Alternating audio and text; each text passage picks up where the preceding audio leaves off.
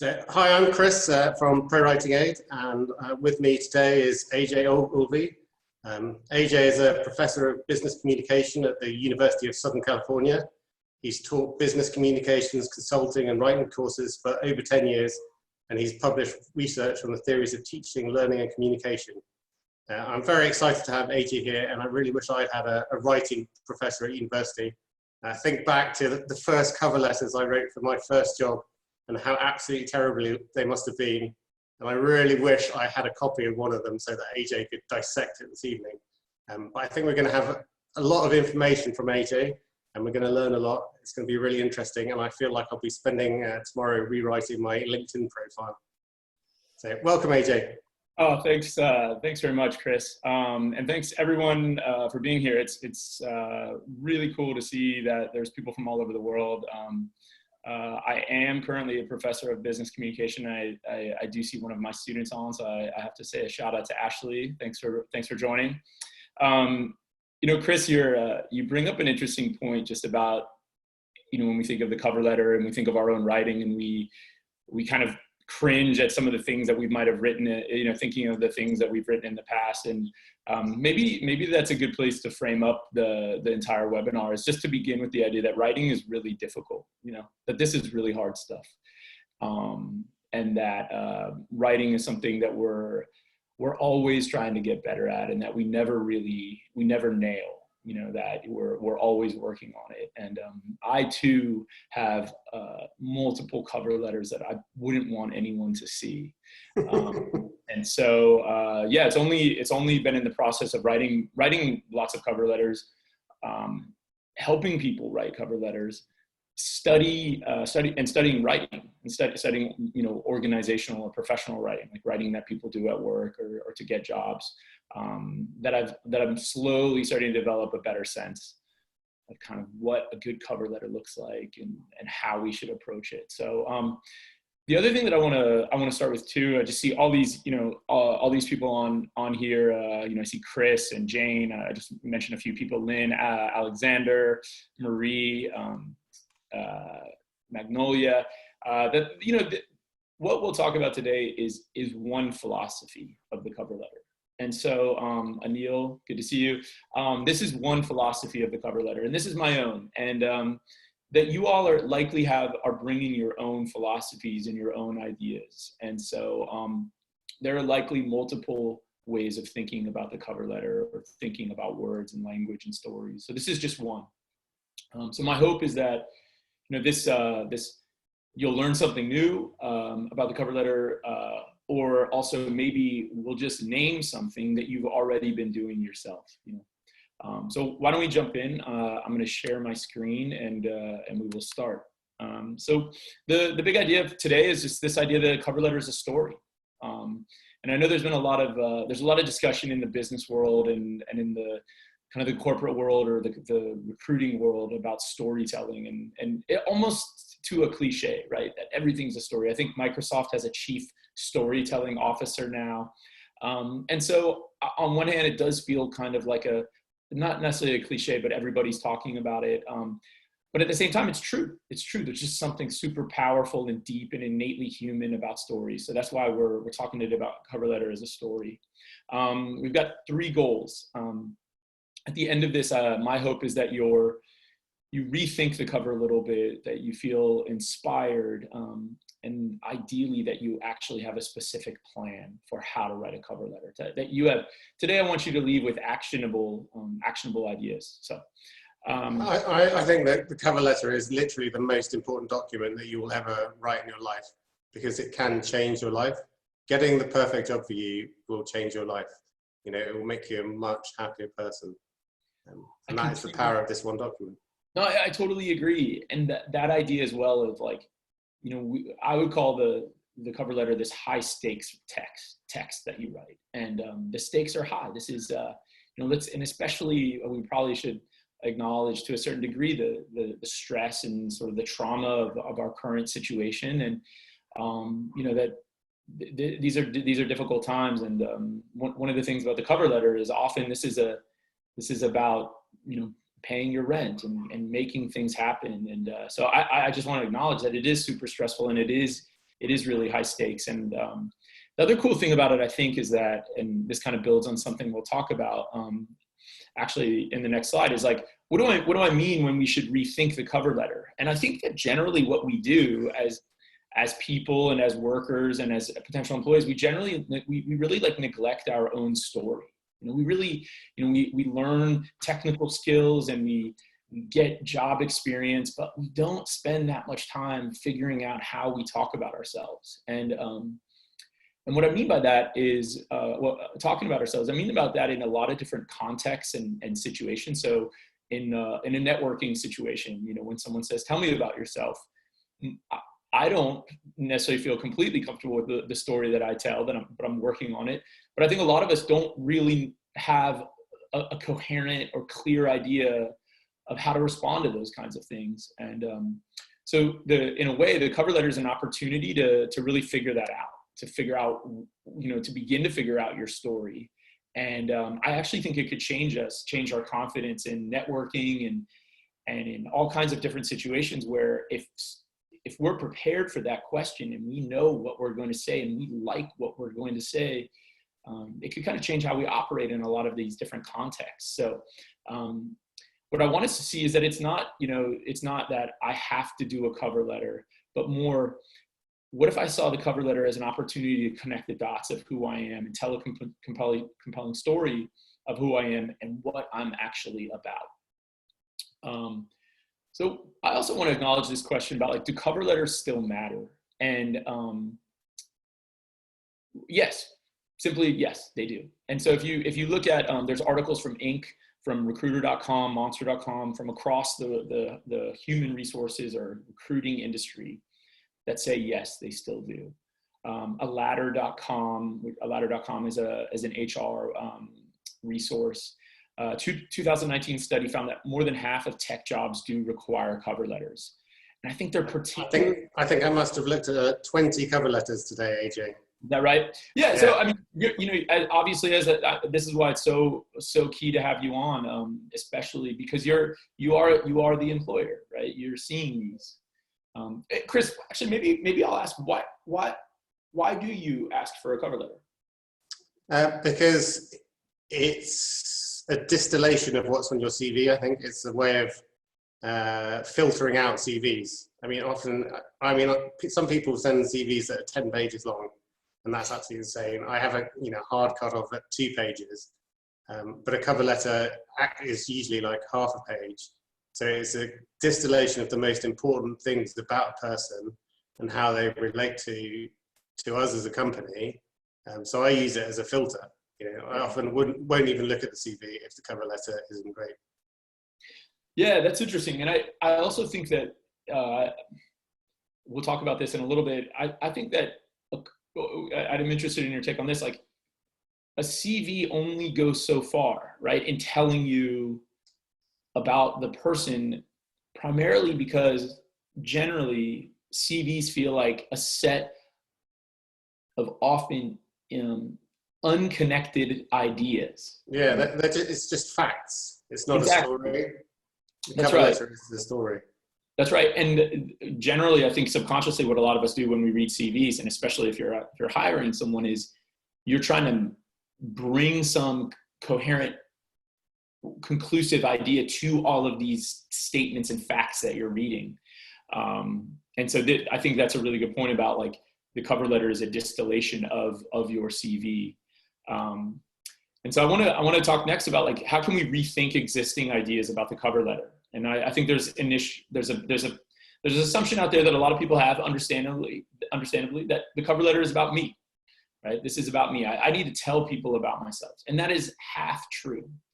And what you'll see today is the cover letter is really about you and the organization that you want to join, and the ways that those two things, that you and the organization, come together in a sort of what I would call, like, more than the sum of its parts phenomenon, right? Like, what happens when you and the organization come together? This is the kind of thing that you want to be creating for the employer. A really, really problematic perception too is that there's a one-size-fits-all approach to cover letters, that you know, I'm going to apply for 30 jobs to 30 different organizations, and I'm going to just do find and replace in Word. And I'm going to, you know, if I'm applying for Writing Aid and then another company, I'm just going to replace it. So Chris, I see you nodding. That's what I did at university. Right. Didn't get me far. Exactly. And I actually think the most powerful way of understanding this perception and its problems is like, what does it feel like, Chris, when you get a cover letter that feels like someone has done that?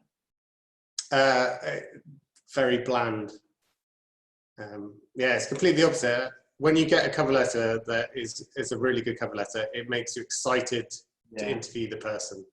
You know, you're looking forward to that interview, and you really want to get to know that person. You know, you almost put them into the company already in your head. But when you just get a generic, you know, you're desperately searching for some reason why you should even look at their CV. And often you don't. Yeah, and I think too, there's a quality, it sounds funny, but there's a quality where as the employer, you want to feel special, right? You want to feel that like this person sought you out. And a funny analog would be, you know, if you're in a relationship and you found out that something special that person did for you, they had actually done for their previous boyfriend or girlfriend or partner, you know, that, oh, like, you know, you go, well, I thought I was special, and there's something just completely off-putting about it. The other idea is that people think. Yeah. Sorry, I was going to say, I always think of like looking for a job is a bit like dating. Absolutely. And it's like getting dumped 10 times a day. Yeah, I agree, and I think it's like dating. It's about, you know, who do I want to have a relationship with, or family? Like, what family do I want to join? Yeah, well, you might even see more of them than you do of your family. Absolutely. No, completely. So, and they might know more about you than some of your family members too, which is perhaps like a good and a bad, you know, statement on the current, you know, how things work.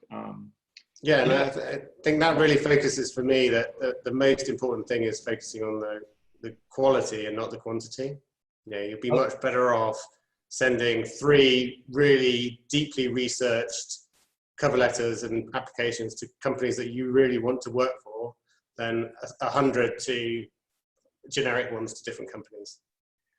I completely agree, and that speaks to this third exactly to the third point, which is we often think like, oh, in my cover letter, I need to show that I'm a good fit for the company, and that's half true. I think the other thing is that if you really think deeply about your career and your future and what you want your life to look like, you'll also think really deeply about the organizations that you want to become part of. And part of that research in understanding whether or not this is an organization that you want to join is figuring out not just that if you're a good fit, but if they're a good fit for you, right? So there's a certain degree is the process of creating a cover letter is the process of interviewing the company and figuring out, like, you know, are these my people? And when you're sending resumes or when you're sending cover letters to 50 companies, you are not figuring out whether these 50 companies are your people. You are just assuming that you can fit in anywhere. So a lot of work, if you do a lot of really hard, difficult work up front on the cover letter, you're actually, I think you're anticipating potential problems that you would have at the organization later on. So what does a good cover letter do? A great cover letter does 3 things really well. And that, this is what I always talk with my students is when they produce a text is I want you to think about, like, imagine that reader visualize the reader. They've got your cover letter in their hand and they finish it. And they're in a room with their colleagues who are also figuring out whether or not they want to hire you or bring you in for an interview. And you want to imagine them holding your cover letter in their hand, and they finish and they go, she gets us. She is one of us and she will make us better. Right? Now, I know a lot of you might be going, that is a big thing to pull off. And you're right? You're right. But like Chris said, if you really focus on the right organization and you spend all the time and you go quality over quantity, you can totally make this happen. If you get 2 out of the 3, I think you're doing a really great job. If you get 1 out of 3, you're doing a good job, right? You know, we never know what people are going to respond to. We don't know if only there were some sort of formula or calculus that we could plug in that would make an employer go, oh, he gets us, she gets us, right? We don't know, but we aspire to this. All right, so let's talk about this. So how do we make these three things happen? We study, we listen, and we empathize. We really spend, we spend time with this organization that we want to join. So I want to dissect these phrases a little bit. She gets us. What does that mean? Well, it means that employers want us to tell them in the cover letter that we, the aspiring employee, understand who they are at the most fundamental level. We know what they value, what they get excited about, who they want to be, and what their big problems are, right? And this is tough. This is tough to figure this stuff out. What do I mean by they say she is one of us or he is one of us? Well, we need to show them that we get who they are, but that we are already them in a way, that we are already in a significant way doing, thinking, living, and working in the ways that they do, right? I want to preface this a little bit because I don't want anyone to think that I'm asking you to become some sort of like corporate robot, right? Or an organizational robot. That's not what I'm saying. Like, and the thing too is that what you should do is show I'm one of you and I can make you be something new, you know, as a result of joining you, so that you're not just coming in and copying all their existing practices and values and processes, but that you're actually helping evolve those a little bit. And that goes to the next point, is that she will make us better. And this is tough. This is really, really tough, but you got to try. You got to try to figure this out. Is you're not joining a company, right? That's how we often think. That's like the wrong framing. You are becoming a problem solver for that company. And if your cover letter doesn't in some way explain how you're going to solve problems for them, I think you're just missing a real opportunity, right? That the lowest bar we could set is to think, I want to join this company. And the highest bar that we can set is, I want to join this company, contribute, and change it in the ways that the company wants to be changed. You know, these are, again, I want to emphasize that these are difficult things to do, but if you aspire to them and you get close, you're going to be in a great spot. So let's figure out how we actually do this. So let's take a case study. Pro Writing Aid, right? That this is an actual specific position of project manager. And I'm not going to go too deep into the specifics of it, but this is the job description, right? So we do have a job description. We have this project manager position. A big part of the responsibilities is researching and understanding the problems of writers, right? That's the first bullet point. So that's one thing to keep in mind, right? But we're not going to go too deep into it, but I just want to show you we're going to use a real case study.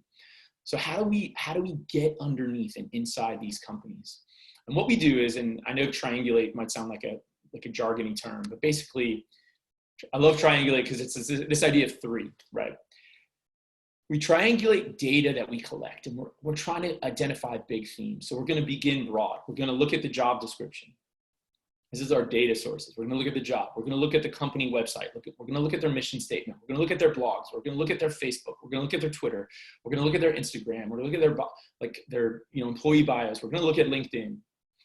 And we're looking for big themes about who these people are, what they value, what are they talking about.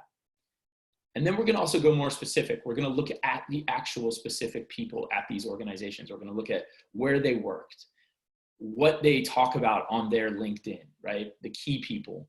And we're going to look at any podcast that we can find that anyone from the organization has been on. We're going to look at YouTube. We're going to look at press releases. We're going to look at news articles. So let's say I did this for the product manager position that we're using as our case. And this is what I've actually found. I listened to a podcast with the CEO, and he talked about his love of fiction in that podcast. That's one interesting data point. Then I looked on LinkedIn, and I think roughly I found that 6 of the employees are creative writers. That these people, this is what I found. And then a third point, the third point that I found is that, if you look at their mission statement, they have this funny phrase about Stephen King, that Stephen King might use Pro Writing Aid, right? So from these 3 data points, I can make a conclusion. These people like words, right? This is an organization that likes words and they like language. Now the question is, how can I personally connect to that theme? Does that fit with who I am? And then what you want to do is you want to link who you are to 3 big themes that you identify. right? So and you want to find one big theme, and this is going to be the overarching architecture of your cover letter. This is what's going to hold this thing together. And the two smaller themes connect to this one big theme. And this is how we create a coherent story about who we are, but a coherent story that maps onto pro writing aid or the employer's, values and beliefs. Okay. So let's say I did the triangulation 3 times, and I found 3 big themes. The pro writing aid loves language, writing words. They like to solve writers' problems. This is in the specific job description, and they want to empower their users, right? Well, I found these 3 themes, and these 3 themes map onto me, onto who I am. And so in a way, I'm like feeling better about this job, that this actually could be a job that I would like if I did get it. Chris, I should pause here. Based off of my analysis of pro writing aid and the three themes, as the actual employer, like, have I gotten close to you and your people, the people? Yeah, spot on. Okay. Cool. Yeah, no, that's really hit the kind of core values that we have as a company, and the problem that we're trying to solve is to empower people to share their ideas. Okay, cool. All right, so let's move forward. Now we have to tell a story about you and the organization, with these 3 themes. So I want to go into storytelling real quick. Why do we like stories? Stories are obviously like an ancient form of transmitting values and knowledge and information. Like, for a long time, pre-writing, this is literally how societies function, was through stories. A cool brain science idea is that stories produce oxytocin, which is a neurochemical that creates trust. So if someone's telling you a story and it's working, what can happen is your brain produces oxytocin, and you go, I like this person, I'm trusting them, based off of this story that they're telling me. And this is a really key idea too, is that stories align with our brain's reductionist processes. And what I mean by that is, our brains are constantly processing data, right? Like, anytime you're out in the world, you're driving, your brain is processing everything that it's seeing. And so, but it can't just process all of that information. It has to reduce it into an actionable idea, right? So we're constantly, like, when we're meeting someone or when we're reading something, we're processing it in our brains without us even doing anything, are going, what does this mean? What's the big idea? How do I act on this, right? And I always joke too, I'm sure all of us have friends who will tell really bad stories that actually aren't stories, that are just disconnected bits of information. And the whole time you're going, John, why are you telling me this? Like, I have no idea what you are talking about. And then lastly, I think this is a really key idea, that a goal for us in terms of when we think of our cover letter as a story, is that you don't just want the hiring manager or the CEO, whoever is reading your cover letter, you don't want them just to remember you. You want them to be able to retell others about who you are, right? That you made such an impression with your cover letter that the CEO or whoever it is later in the day is getting a coffee and says, and someone says, hey, I know you're reading the cover letters. How'd they go? And you go, and that person says, well, let me tell you about this one guy or this one woman. And their ability to retell that story is directly related to the power of the story that you told, and the simplicity and the clarity of the story that you told in the cover letter. So this is our goal. Now, I want to stop again and say, look, I know a lot of you might be like, these are huge things to pull off. Like, this is ideal. And that's exactly true. And this is what you aspire to, right? You try for this. And if you get close to it, you're likely going to do a really good job. Okay. So I want to get into an actual cover letter. So what do I mean by all of this? What does it actually look like in practice? So I want to start with paragraph 1. And my way of thinking about paragraph 1 is, you want to make them want to know what happens next, right? That's like what a good story does, is you get them going, wow, this is interesting. Like I don't feel like I'm reading a cover letter. I feel like I'm listening to someone tell me about who they are and tell a good story. So I'll read this to you. This is how you'd start. I was 17 when my English teacher, Mrs. Stevens, wrote on one of my essays, "Words Matter." And at the time, I sort of got what she meant, but I didn't understand the full force of that phrase until I began to teach writing 15 years later to first-generation college students at a small college in East LA. Words and the ability to make them do work meant everything for my students' futures. It is this lifelong passion for words and helping people use them in powerful ways that I believe would make me an excellent product manager at Pro Writing Aid, right? So I've already told two little mini stories wrapped around the big theme of words and language, right? Mrs. Stevens, East LA, college students, and these are hopefully markers that like just stick in my reader's mind, right? Okay, my hope now is that they go, this is interesting, and I'm going to presume that the rest of the cover letter is as interesting as this, right? Ideally. Here we go. So I think one of the interesting things to note about that is what you've done is the kind of classic storytelling thing of you've shown us information rather than telling us. You know, so you've shown us that you're a teacher, you've shown us that you've got a passion for words. We get so many cover letters that just say, you know, I was a teacher, I really love words, right? But you've actually turned that into a story and really shown us that those are things that are important for you. Yeah, and I wonder too, hopefully it's like a little interesting, right? You know, like it's just, it's more fun and easy, like cognitively, we don't have to work as hard when we're just listening to a story. And maybe, you know, I'm not a brain scientist, but maybe that's the oxytocin part of like, oh, I'm getting to know this person, you know? Yeah, I think that, I mean, for me, that's one of the key things is when people are writing, they often think it's just about putting words onto the page, but they don't think about the whole process of how the words are going to come from the page and into the reader's mind. And that really is the most important thing, because, you know, it's all good and well writing something, but if nobody remembers it, then there's no point in writing it. That's it. It's that classic, right, you know, teacher feedback on writing, like the whole, like, so what, right? You know, like, and I often find that question limiting, but it's more like, so what does this mean for the you know, the employer's ability to hire you? You know, they know you're a teacher. What does that mean, right? What does that mean to them? All right, so now we're going to move into the actual job description. And so paragraph 2 really needs to, this is the other thing is I think sometimes like when I say like a cover letter is a story, it might feel like loosey-goosey and you just kind of like, you know, you tell a cool story. The truth is if you do not specifically address the job description, this is not a good cover letter, right? That you have to, Chris, how often do you get cover letters where you're like, I don't even think they explain why they're good for the job? I get ones where I don't think they've even read the job description. Right. Yeah, exactly. So it's funny, like even if you just acknowledge something in the job description, you know, you might be, you know, you're doing better than 80% of people who are writing cover letters. So I'll read this out loud.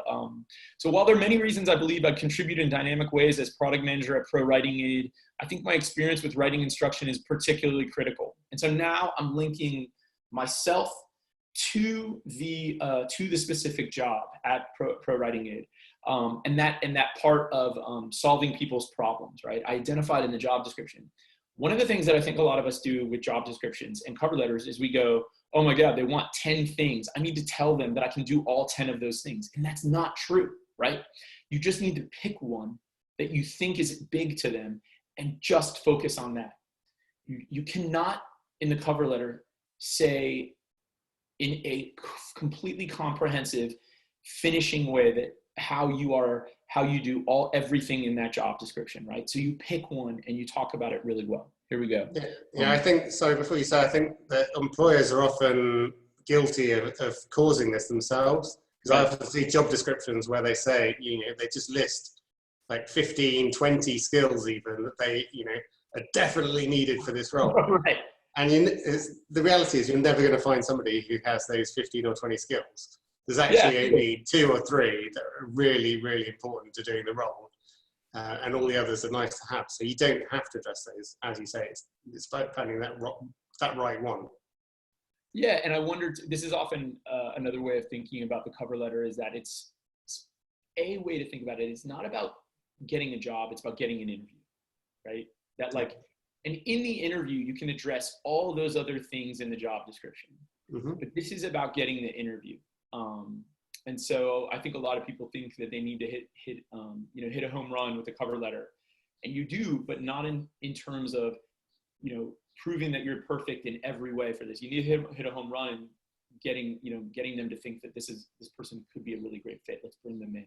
Yeah, I mean, I prefer somebody who has 10% of the skills, but 110% of the passion, than somebody who has all of the skills and none of the passion. I think that part. And at the end of the day, if you're going to hire somebody, you're investing in them. You're going to be training them as part of the role. So you're happy to put that investment into the right person. That point too about training is really key. Is I think that there's often you probably see cover letters that kind of suggest that they're like perfect. You know what I mean? Like I can just do everything, and there's almost a quality where you want someone to be what I would call like confidently humble, right? Or humbly confident. That they don't know everything, but they do know that they know how to learn, right? They do know that they're open-minded. They do know what they don't know, and this is hard. This is hard to pull off in a cover letter, but I think for me personally, that's like kind of a tone that you do want to create. Okay, so working with colleagues to solve writers' problems is a key aspect of the position. I'm also signaling to Chris that I've read the job description and that I've read it closely, right? Again, and that is precisely what I did as the assistant director of the Writing Center. So that's that linking of like, I'm talking about Pro Writing Aid, and I'm talking about myself, and I'm talking about how we come together and how I've been doing what you're actually looking for me to do in the project manager role.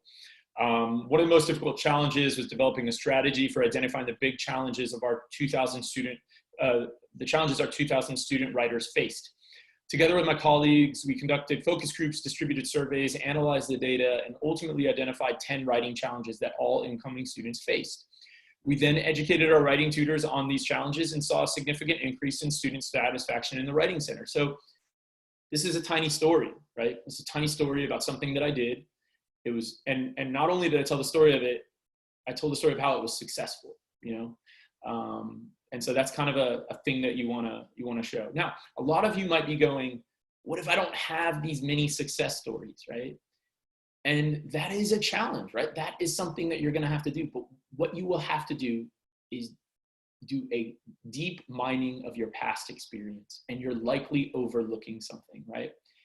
And you can take something small and amplify it, right? I think a lot of us think that we need to tell like these big stories, but I just think employers want to see examples of what you've done. And they probably will see it bigger than you do. This is usually how things work, right? That like you think it's small because you did it, and but employers will just go, oh, that's cool, that's significant, that's interesting. All right. So if the paragraph 2 is about saying I was made for this job, paragraph 3 is saying I was made for this company, right? And this is about culture. And there's lots of discussions in Harvard Business Review and in the corporate world about culture and fit. And so this is where you're addressing that you need to show them that you get who they are, that like you get them as a family. So here we go. Clearly though, Pro Writing Aid isn't interested in merely solving writers' problems. An additional critical goal is to empower writers by helping them grow and learn about writing. And now I'm linking myself to them. My own teaching philosophy shares this same belief, and I'm going to repeat the word again, in empowering writers, right? Like I think Pro Writing Aid likes the word empower, and I'm going to use it, This is a word they like. So I'm going to say it back to them, but I'm going to thread it through my experience so they see me and empower together, right? One specific way I tried to cultivate this empowerment was by building into the course small situations where students can see their progress. I'd use both surveys and their own text to point out how their thinking about writing had changed and how their text revealed more sophistication. I try and have a light touch, typo there, in these situations and hope that students saw their growth on their own. And I think that's what Pro Writing Aid tries to do, is that they want people not to feel that Pro Writing is doing all the heavy lifting of making them better, but that Pro Writing Aid is helping them drive their own improvement, And I'm trying to link my past experiences with that to show that that's something that I was doing. All right, and paragraph 4, I often think people see paragraph 4 as just a complete template. And I think that's a missed opportunity, like, oh, paragraph 4 is where I tell them that I'm really interested in the job, and you can, here's my email. And what you really should do, and there's a famous, I think it's like from a Southern preacher in the United States. It's a famous kind of anecdote about storytelling and presenting. And the idea is a Southern preacher gets up and says, I'm going to tell you something, and then I'm going to tell you, and then I'm going to tell you what I just told you, right? And it's a really genius, data-driven way of thinking about how people process information, is that humans are horrible at remembering things, right? Like, we cannot handle much. And not only that, but we don't like to work. Like, our brains seek the least, the path of least cognitive resistance, right? So when we repeat ourselves, our readers actually really appreciate it. Even though all of our teachers growing up said, don't repeat yourself, don't repeat yourself. The truth is that our readers love it when we say, look, I want to just remind you of what I'm about. So that's what you're doing in this last paragraph. Let me remind you about what I'm about. And I'm going to come back to the theme 1 from the very beginning. Pro Writing Aid has a clear vision for how AI and machine learning can enhance what writers can do and who we can become as writers. And yet, regardless of how advanced our technology becomes, I believe a key human-centric principle that should inform this work is what Mrs. Stevens, coming back to the original story, right? So that it feels coherent, what Mrs. Stevens knew long ago: words matter. The product manager role will be critical. And now it's my own interpretation. Again, I'm talking about the job. Will be critical in making Pro Writing Aid's vision for words and writers come to life. And I think my acute understanding of writers and their challenges would make me uniquely valuable in the role. I appreciate your consideration and hope to meet with you soon. Let's do a little analysis of the entire thing.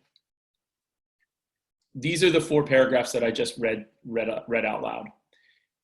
The first paragraph is theme 1. The second paragraph is theme 2. The third paragraph is theme 3. And the fourth paragraph is theme 4. All of these themes I didn't come up with. I found them in the data. I found them in the process of analyzing this organization. These themes are the organization's themes, right? So I'm speaking directly to who they are. I bolded all of the places where I specifically mentioned Pro Writing Aid, right? And you'll see that they often, with the exception of the first one, they all come at the beginning. And what I'm signaling to the employer is like, you're the main character in this paragraph, in a sense. And I'm organizing the rest of the paragraph around them. This is like what we call reader-centric writing, right? That each of these paragraphs is anchored by me telling the organization that I know who they are. And then I organize all of me, the rest of it is sort of about me, around them. All of us can do this with our own cover letters. You just go through it and bold everywhere you talked about the company. And if you're not bolding anything, your cover letter is about you, right? Which again is a myth that we kind of talked about. All right, 4 big ideas that I want to leave with, and then we have about 20 minutes to take questions. Less is so much more, right? So you don't have to say a lot. 3 big themes. This cover letter is about 400 words, but I think I could probably get it to 300 if I had to. Keep it simple. You do not need to prove to them that you are some, genius and that you're just some sort of incredible person. You just need to say like, this is who I am and this is what I care about. And I know I'm pretty sure that you care about those things too. Write like a human. And what I mean by that is this, to me, someone reading a cover letter, one of the best things they could say is, I felt like I was just listening to someone. I just felt like I was listening to someone talk to me. Lastly, a lot of you are going to be applying, like many of you might be applying for jobs where there's 1,000 people applying for one position or 400 people applying for one position. This is daunting. The only way you can address that is by being different. And people are always like, well, how am I going to be different? And my argument is you are naturally different. Like you can't be on the planet for, 20, 30, 40, 50, 60, 70 years without having some unique experiences. And you need to build upon those. You need to build upon those. So, all right, I want to stop there. And I want to, I'd like to open it up. And I hope that you have questions for Chris and for and for me. So let's see. They're all for you, AJ. So there's one about empathy. So what do you mean by empathize in your slide? I think that's quite an interesting one.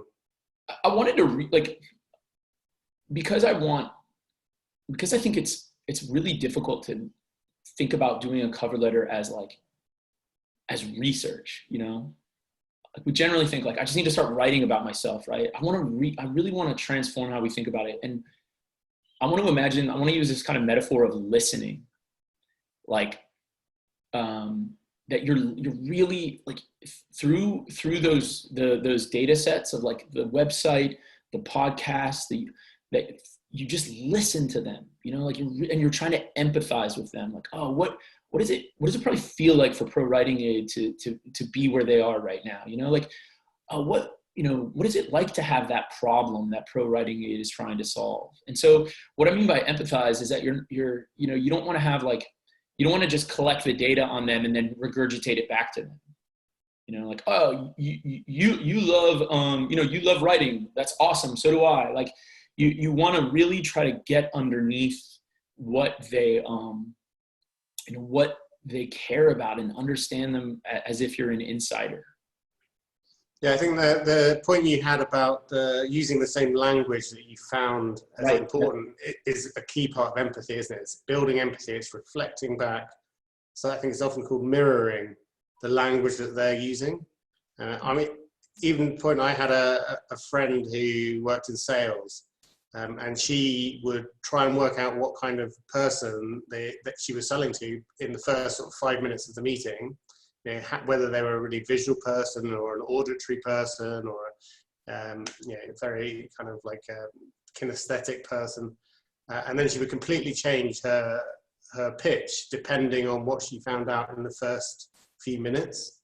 And that was to build more empathy, so that the person actually feels genuinely linked to you. Language is the stuff of relationships, right? This is a really good point. It sounds odd, but we like people who speak like us. We like people who use the words that we do. So I want to talk, Chris, I don't know what you think about some of these questions.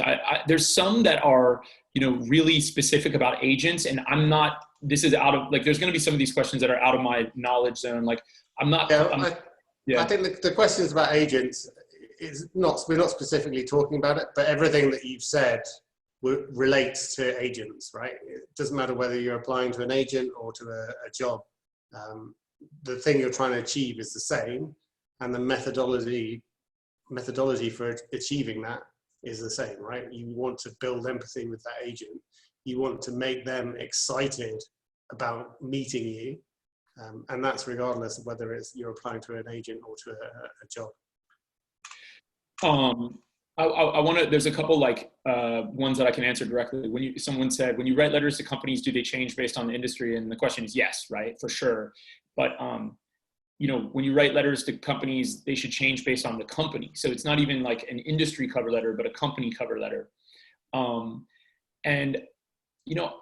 I think, so there might be some more conservative industries, perhaps. Chris, you come out of finance, right? This is my own philosophy. People can agree or not agree. I still think this kind of cover letter would work in finance. But Chris, you might know better than I do. No, completely. I think you, regardless of what industry you're in, you have to show passion, and that you have to show that you are the right person for that job. and really stand out. And if you can't think of a way that you can tie your own personal story to the story of the company, then I would say, is this actually really a job that you want to apply for? And the answer to that might actually be no, and you'd be better off finding a company that's more suited to the things that you're interested in and the skills that you have, and applying to them instead. Yeah, I had a student tell me this really cool story that he was interviewing at all of these investment banks, like, high-level investment banks. And he had put on his resume that he had done construction work, that he was a bricklayer at one point in his life. All these people wanted to talk about in his interviews with him as a bricklayer. They loved it. You know what I mean? Yeah. And I think it's such a good example of, like, he had just put it down at the bottom. And I didn't talk about this for the cover letter, but I actually think that's if you do have an opportunity to kind of show who you are in that way, I'd say go for it, and then, calculate that risk, right? Like, you don't want to say something too weird, or, you really want to be careful about it. But, like, if you did have a really fascinating job of, like, laying bricks, or, you worked, some just kind of really cool, I even think, like, you worked at an ice cream shop at the beach one summer. This makes you a human, and people want to work with humans. They don't work with resumes. They want to work, at 8 o'clock at night when you're cranking on a deadline. Like, you don't want to work with someone you don't like, Yeah, but I think, as you say, it is a balance. Right. You've got to be careful. We do get a lot that go too far the other way. Yeah. This is often a good example of, like, you're not capable of always knowing that spot. So you have to send it to, like, 3 friends, and probably send it to, like, a conservative friend, or, a friend who's a little more, less likely to go there, and just, less is more in that sense. I want to talk too about, there was 2 questions that kind of mapped onto each other. This idea of the career change, and especially if that career change has come later in life, or if you're, I think Carla asked that, but then I think Martin had a similar question.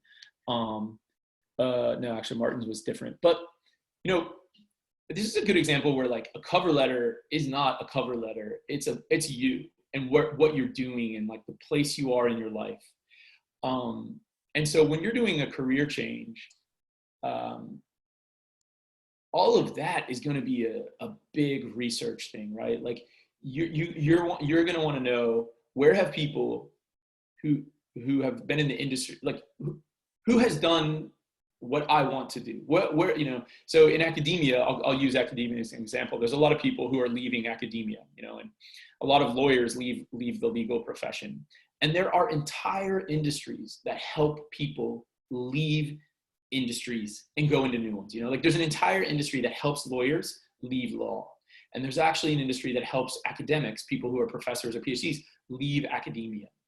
And so you're going to need to really work on your own, and do lots of research, and Google, like, your specific industry, like the transition you're trying to make. My argument, though, is that I think it's, in the history of work, it's never been easier to leave industries. It's never been easier to become something new. I don't know. I think it's interesting, because a career change immediately gives you something to talk about. Yeah. And, people make career changes for specific reasons, and so those reasons must be related to why you're applying for this job, right? So that immediately gives you a story, and it's like a plot twist, and everybody loves a plot twist. Yeah. I got a letter from a guy the other day who had been a professional dancer, and then had turned into a software developer. I love the way that he'd kind of tied that change around. I mean, and, like, I think companies want to say, we have an incredible diversity here, and defining diversity in a lot of ways. Like, we have people who used to be dancers. We have people who did this, and I actually think having a really unique story is what could set you apart. Yeah, and he's achieved his goal now, because I'm talking about his cover letter, right? Out of all the cover letters that I've seen this week, this is the one that I'm talking about. That's a really good example. And I think too, he probably might have friends who say, don't talk about that. Like, you don't want to talk about that. And, and that's the thing that set him apart. It also makes me feel, I think sometimes we think that cover letters kind of they make us shrink. Like we can't be who we are, right? Like I have to contort myself and shrink who I really am to get this job. And I don't know, if anything, I'd like to say, like, you know, you should be you, but you have to translate that, you know, in a way that's powerful and effective and compelling. Yes, so Stephanie asked a similar one about unrelated jobs and academic qualifications. I think that, you know, it all adds into the story of you and who you are and how you've arrived at where you are, which is applying for this role. And so I think that adds interesting color. Every character has a backstory, right? Yeah, and exactly. And I don't know what Stephanie wants to do, but I'm sure that there is in the medical device world, like, you know, I'm sure there's medical devices that help people that in the podiatry domain, and there's training, right? There's training on software or whatever. And so again, I'm not an HR expert or a career coach, but like I feel like you can always tell a story that links and translates and leverages what you've done to new industries.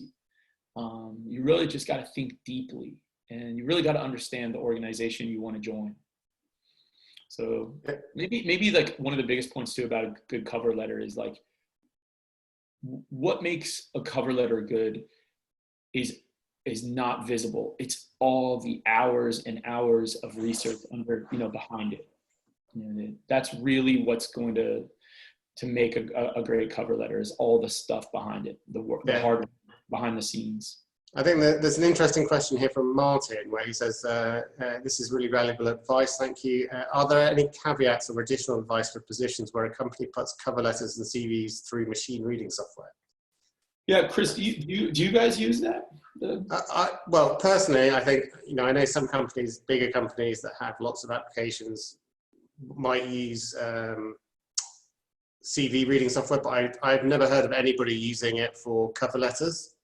And I think the company would be absolutely crazy to use it for cover letters, because you can't really get any, you know, structured information from the cover letter. The structured information, the facts are in the CV, and the cover letter should be the story. And the cover letter is the thing that allows you to distill and filter away the CVs that you don't want to look at. So I shouldn't worry about that from a cover letter perspective. And if you are applying for a company that uses that for cover letters, then is that actually the company that you want to work for?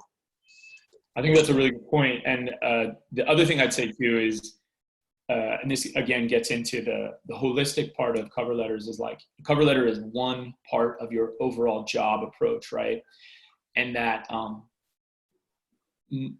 getting a job today, I'd argue in most industries, means a multi-pronged approach, you know, that you ideally, and I know this is tough, you really want to try to contact a few people in the company. So just relying on, you know, uploading your resume and CV is, I think you should really try to get, you know, approach it from sort of multiple angles and try to get someone in the company that could take, you know, get your cover letter. And so that's one way to address that. The other idea is like, I'm presuming that if they are using a machine, that they're feeding the machine certain words, and the words are probably from the job description. So if you've identified the key,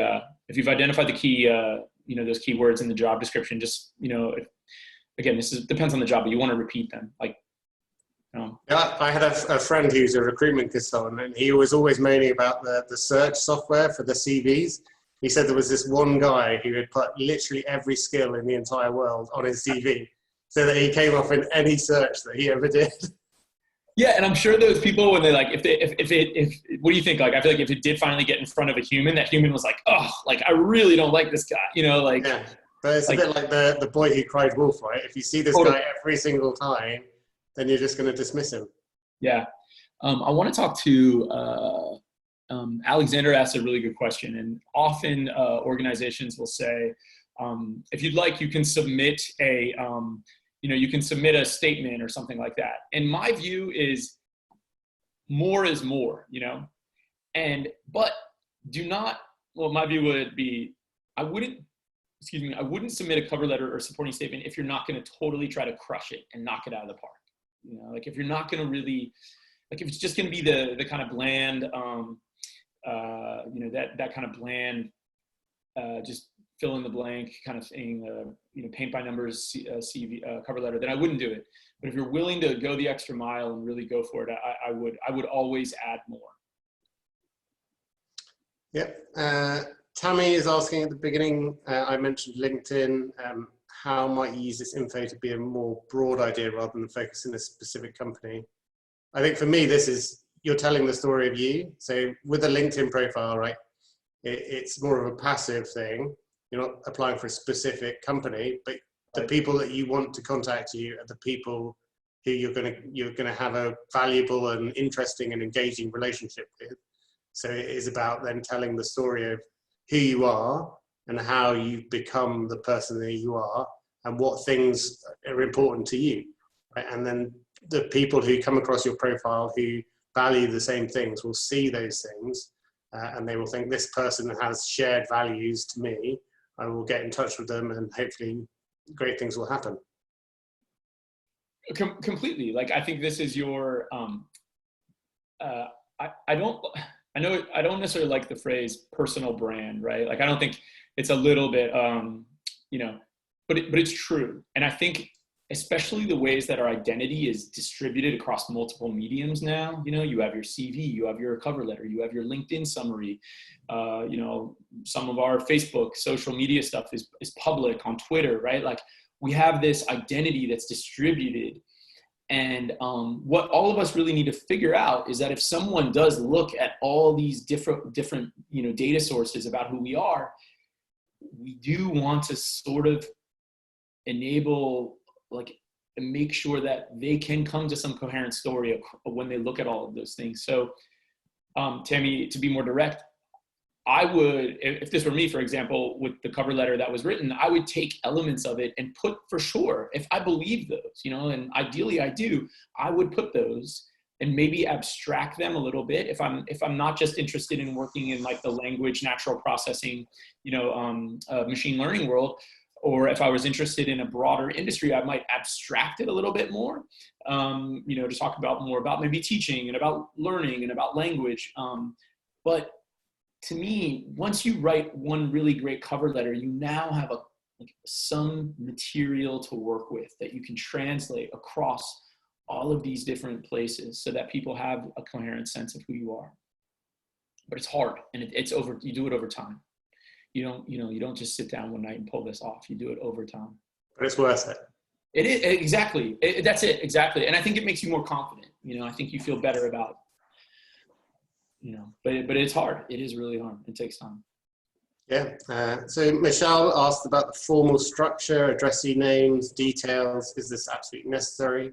I would say it is, because you want people to be able to get in contact with you, which is the kind of key of the cover letter. So, and that's why all of that's there. It might seem like a bit of a pain, it might seem irrelevant, but it's like having an email footer at the bottom of your email, right? It's there so that people, if they want to check your Twitter profile, if they want to phone you up, if they want to send you a fax, then they can.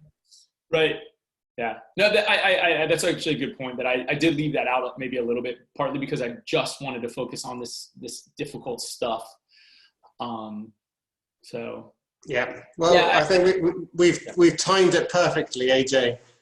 So we've just come up to the hour. So this is absolutely brilliant. I'm going to take this webinar, I'm going to put it on our careers page. And at the top of every job posting, I'm going to say that people have to watch this before they apply for a role. So that's an extra filtering process. It's been really, really interesting. And I think this has been very valuable advice. Great. It's been so fun. I love this stuff. I love talking about stories and, storytelling and people and humans. So, and if anybody that was on today wants to email me or reach out, I'm happy to talk. Yeah, I've had a lot of fun, and I hope all of you enjoyed it. Yeah, that's great. And Haley's just put a link to all of our other webinars on the in the chat. And we'll be sending out the video for this webinar shortly, and we'll send the slides as well. Hopefully, AJ, you'll send them across to us. Yes. And that's wonderful. Thank you ever so much for joining us. All right. Have a great day. Thanks, everyone.